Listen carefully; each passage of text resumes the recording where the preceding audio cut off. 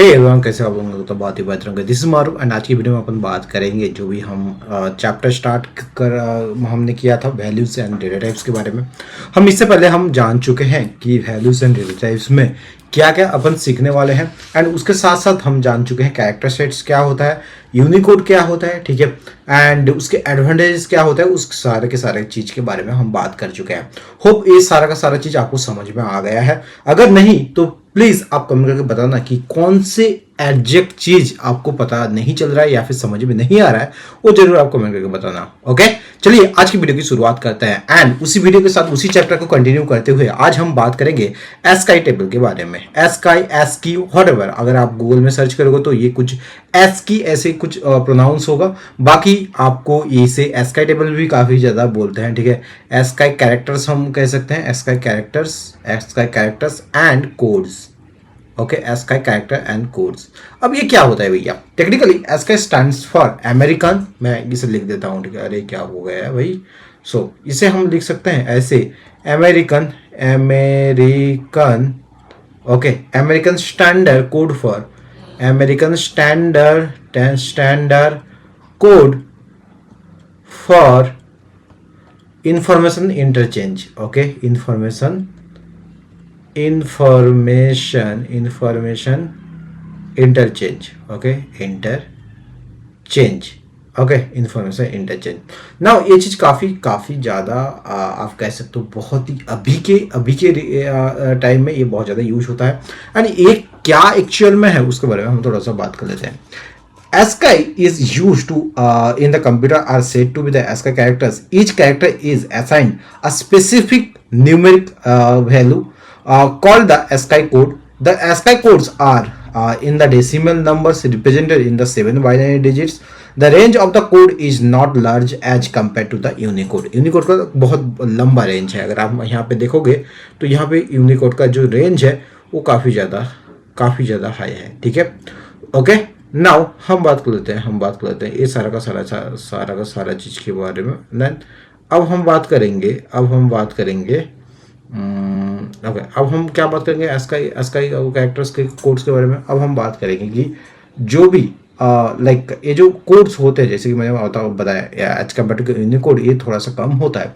ASCII codes are available only for the limited number of the characters, जिसका range vary करता है 0 से लेके 0 to 127 इसका रेंज वेरी करता है। Okay, basically the ASCII codes are used while the programming and when it deals with the characters. जब भी आप कैरेक्टर्स का जरूरत होता है, डोंट वरी, हम इसके रिगार्डिंग प्रोग्रामिंग भी करेंगे।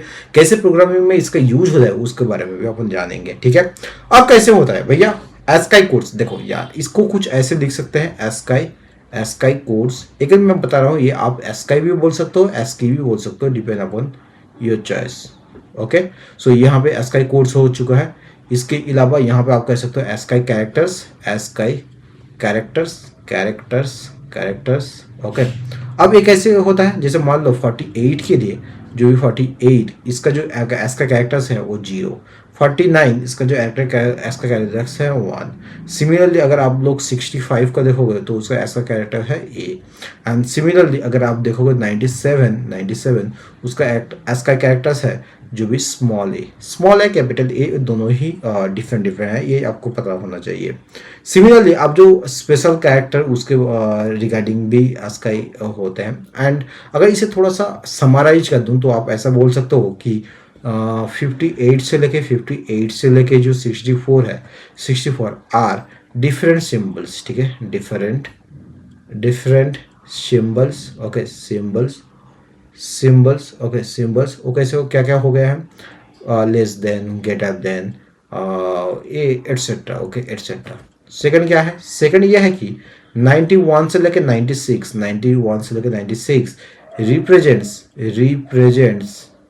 Represents some special symbol, some special symbols। Okay, some special symbols जहाँ पे आते हैं कॉमा, उसके बाद आते हैं स्लैश। ओके, ये ऐसे आ जाता है। ओके, बैक स्लैश आता है, ठीक है, power to the power etcetera, ये सारा का सारा चीज आता है। 3 में आ जाते हैं ASCII codes of white space ASCII, एक व्हाइट जो स्पेस देते हैं वो भी एक कोड्स को माना जाता है। ASCII code of white space यानी ब्लैंक, ठीक है। मतलब मान लो मैं अगर स्पेस डाल दूँ, स्पेस की प्रेस करूँ तो उसका जो वैल्यू है वो 32 हो जाएगा। ओके, होप ये चीज़ आपको समझ में आया है ना भैया। अभी तक तो ये सारा का सारा चीज़ समझ में आ गया। मुझे ये चीज़ समझना है कि ये जो भी चीज़ हम बना रहे हैं, मतलब जो भी पढ़ाई कर चुके हैं अभी, इसका क्वेश्चन कैसे आएगा। जैसे एग्जाम में आपका क्वेश्चन ऐसा आ सकता है, difference between Unicode, okay, Unicode and आप कह सकते हो ASCII code, okay, difference between Unicode and the ASCII code. Now यहाँ पे हम बात करेंगे दो पॉइंट्स के बारे में। सबसे पहले क्या हो चुका है, यूनिकोड क्या होगा। Unicode is a generalised form of coding scheme for the numerous characters of the different scripts. And ASCII code की अगर मैं बात करूं तो ASCII code is the specific code scheme use for the limited characters. Second point क्या हो चुका है, सेकंड पॉइंट हम बोल सकते हैं Unicode represents a higher range of the codes, ASCII code represents a limited range of the codes. Okay, hope ये चीज आपको समझ में आया है। हम अब बात कर लेते हैं एस्केप सीक्वेंस के बारे में। ओके, एस्केप सीक्वेंस के बारे में, सीक्वेंसेस के बारे में। ओके, एस्केप सीक्वेंस के बारे में, ये क्या होता है भैया। This is all kind of a very important topic that you must have to know. क्या होता है, there are some non graphic characters which are used as the commands to direct the cursor while the printing. समझ में नहीं आया, थोड़ा और sentence सुन लो, then आपको ये चीज और भी समझ में आ जाएगा। These characters are frequently used in the Java programming and are called escape sequence. An escape sequence character begins with the backslash and it is followed by one or more characters. This is the reason why escape sequences are also called backslash characters. A table is I have to draw the table जहाँ पे आप लोगों को बताया जाएगा। मान लो यहाँ escape sequence हो गए हैं एंड अगर यहाँ पे मैं टेबल ड्रॉ कर दूँ, ये रहा escape sequence and non graphic characters, ठीक है, non graphic character, non graphic character. Okay, now अगर मैं इसे लिखूं बैकस्लैश एन है, ये हॉरिजॉन्टल टैब के लिए यूज होता है, हॉरिजॉन्टल टैब के लिए यूज होता है। ओके, सिमिलरली अगर आप मैं बात करूं यहाँ पे डबल बैकस्लैश, ये होता है बैकस्लैश के लिए, ओके, बैकस्लैश के लिए। अगर मैं बात करूं ऐसे, ठीक है, ये होता है single quote, okay, single quote, okay, single quote, okay, single quote. इसके बारे में हम बात करेंगे, यहाँ पे हो जाएगा double quote, okay, double quote. Similarly अगर मैं बैकस्लैश बी यूज करूं देन ये बैक स्पेस हो जाएगा, ओके, बैक स्पेस हो जाएगा। सिमिलरली अगर मैं बैकस्लैश एफ यूज करूं तो ये फॉर्म फीड हो जाएगा, ओके। सो इसी तरह और भी सारा है, अगर आप चाहो तो इसे गोल कर सकते हो। बाकी फिलहाल इतना अगर आप लोग जान लो एंड जितना ज़्यादा आप कोडिंग में इसे प्रैक्टिस करोगे तो ये आपके लिए बहुत ज़्यादा आसान होता जाएगा समय के साथ साथ। यूजिंग एस्केप सीक्वेंस, ये आपको मतलब एक प्रोग्रामिंग के थ्रू जब मैं प्रोग्रामिंग जब करने लगूंगा तब आपको बता दिया जाएगा एंड उसके कुछ एग्जांपल्स हम जान सकते हैं। जैसे मान लो फिलहाल मैं एक काम कर लेता हूँ, मैं अपने क्या करूँगा, मैं अपने जाऊँगा, सबसे पहले जाऊँ या फिर आप लोगों को ऐसे दिखा दूँ। अच्छा, मैं ऐसे दिखा देता हूँ, इट्स बेटर, ठीक है। सो मैं करता हूँ एक काम, मैं क्या करूँगा अभी फिलहाल मैं क्या करूँगा यहाँ पे अगर आप लोग गौर से देखोगे तो मैं एक एग्जाम्पल लूँगा, एग्जाम्पल ऑफ एस्केप सीक्वेंस, ठीक है। जैसे मान लो मैं लिखता हूँ सिस्टम डॉट println। अगर आप लोगों को समझ में नहीं आ रहा भैया ये क्या चीज़ लिखा जा रहा है, अब मुझे कुछ भी समझ में नहीं आ रहा है, तो डोंट वरी, ये जो system dot out dot println अपन लिख रहे हैं ये नथिंग बट इसलिए यूज किया जाता है ताकि कुछ भी चीज़ आप प्रिंट करने के लिए जावा में जो सिंटेक्स का यूज किया जाता है उसे बोलते हैं system dot out dot println, ठीक है। कई लोग प्रिंट भी लिखते हैं एंड ऑब्वियसली उसका हर एक का अलग अलग मतलब होता है, ठीक है। सो अगर मैं यहाँ पे लिखूँगा नेम सच दैट, यहाँ पे लिख देता हूँ Rahul, okay, Rahul and backslash n, okay, इतना हमने लिख दिया। उसके बाद मैं क्या करूँगा, इसके बाद प्लस अगर मैं यहाँ पे लिख दूंगा एज, देन यहाँ पे मैं लिख दूंगा राहुल का एज अभी कितना है, 25 है, 25 ईयर्स है, 25 ईयर्स /n। ओके, इतना करके जैसे आप इसे क्लोज करोगे, अगर इसका आउटपुट अगर आप देखोगे, जो आउटपुट कुछ ऐसा आएगा। सबसे पहले तो ये आयुष हो जाएगा, सॉरी ये राहुल हो जाएगा। ओके, राहुल हो जाएगा। उसके बाद यहाँ पे आपका एज आ जाएगा 25। ओके, नाउ भैया हम तो यहाँ पे एक लाइन पे लिख चुके हैं। ये जो चीज आप दिखा रहे हैं, ये दो लाइन पे आ रहा है। This is because of the backslash n की वजह से वो जो लाइन वो डिवाइड हो रहा है। ओके, होप ये चीज आपको समझ में आए।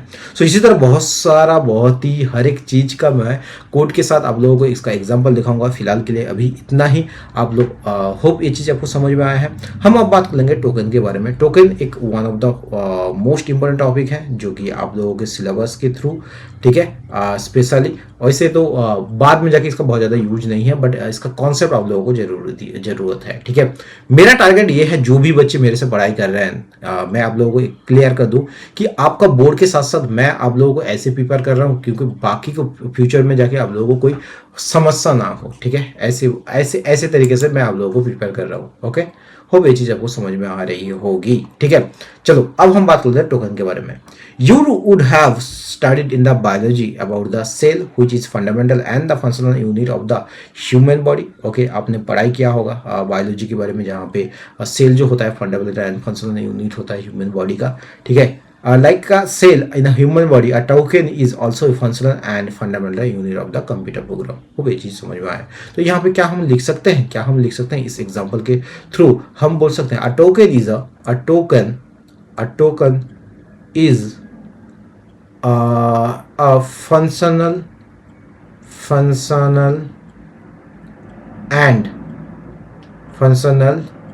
and fundamental unit of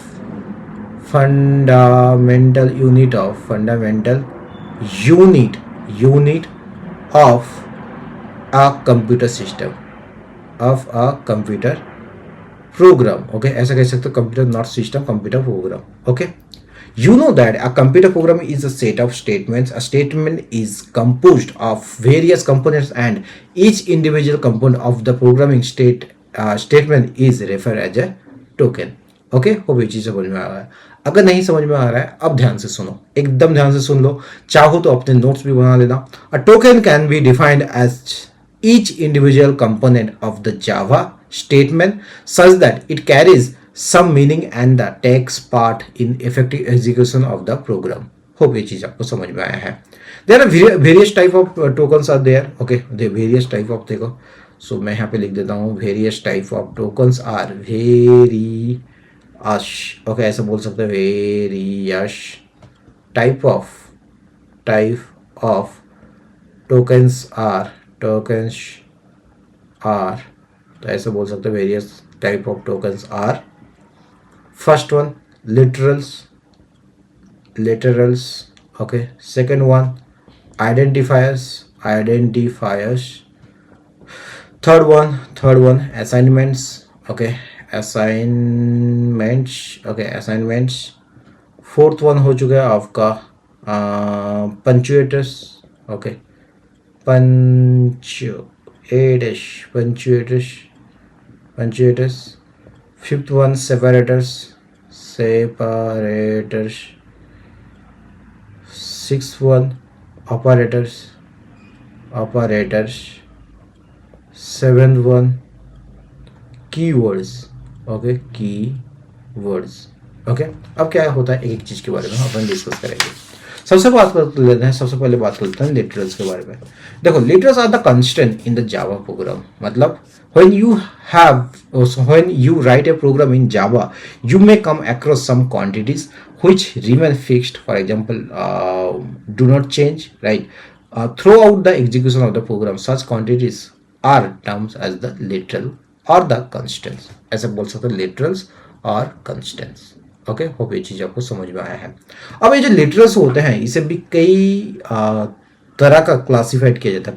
कई Java literals are the classified in the some categories. जैसे इंटीजर लिटरल्स जहाँ पे हम बात करते हैं नंबर्स के बारे में, रियल लाइफ लिटरल्स जहाँ पे हम लोग बात करते हैं real life literals are also floating point constant जहाँ पे हम लोग डेसिमल नंबर्स पॉइंट्स लेते हैं, कैरेक्टर लिटरल्स जहाँ पे हम लोग ए बी सी ऐसे इसके बारे में हम बात करते हैं, स्ट्रिंग लिटरल्स होते हैं वही जो string is a set of alpha numeric characters, a group of characters enclose with a pair of opening and closing double quotes is known as the string letter. Okay, Boolean letters होते हैं जहाँ पे 0 and 1 का बारे में बात होता है, नल लेटर्स होते हैं जहाँ पे कुछ भी नहीं होता। This is also special purpose of letters, it is represented as the null and is used to initialize an object or the reference of the value। Okay, hope ये चीज आपको समझ में आया है।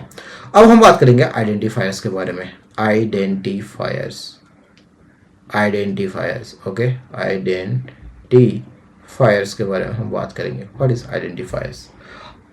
The identifier is a term who is used to represent program elements such as function name or class name. The variables used in the Java programming are also called identifiers. Hope ये चीज आपको समझ में आया।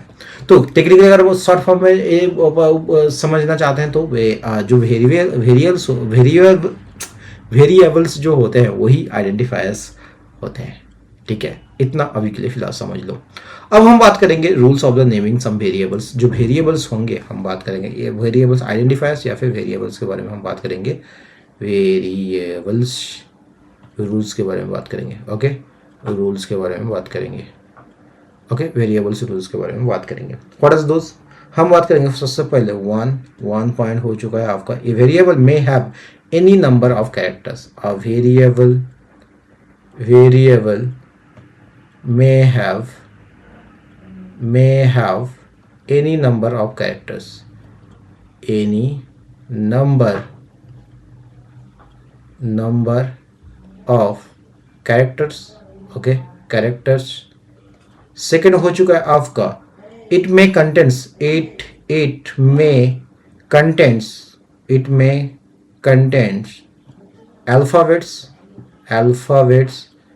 Alphabets comma digits. Okay, digits comma dollar sign and underscore. Okay, third हो चुका है क्या? थर्ड ये हो चुका है underscore can be use in between characters. Underscore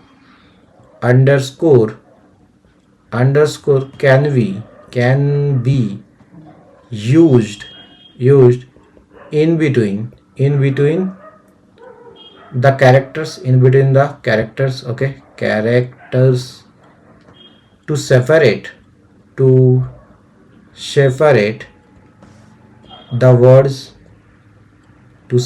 words of a variable name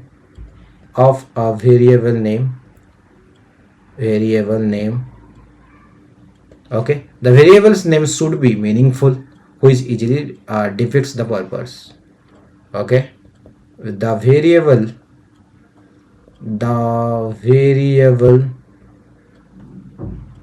name should be meaningful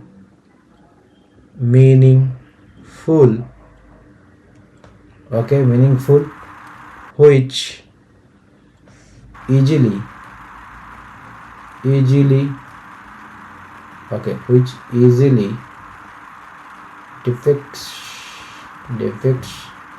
its purpose। okay, its purpose। Okay, hope ये चीज आपको समझ में आया है। अब हम बात करेंगे असाइनमेंट्स के बारे में। असाइनमेंट्स क्या होता है? असाइनमेंट्स मतलब ये आप समझ सकते हो, assignment means to store constant in the variables using a token equal to symbol. For example, if I give you an example, float the variable n equal to 45.24। here this one is the assignment। okay, hope ये चीज आपको समझ में आया है।